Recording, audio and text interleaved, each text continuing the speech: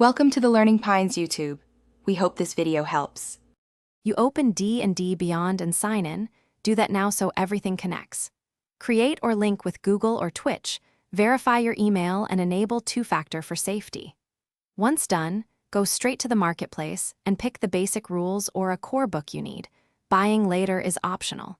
Make sure your account shows purchased content under library so the site will let you use character and campaign tools without interruptions. You hit new character and choose origin, class, race, and background. Pick choices that match your concept so mechanics line up with story.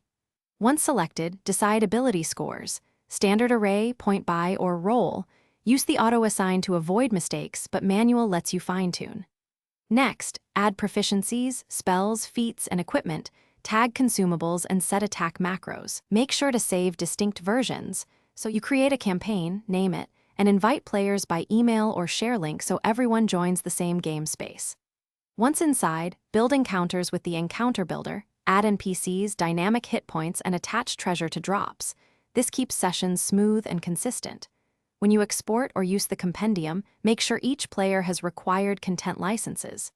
If something breaks, clear browser cache, verify licenses, toggle browser extensions, and contact support as a last step. Thanks for watching.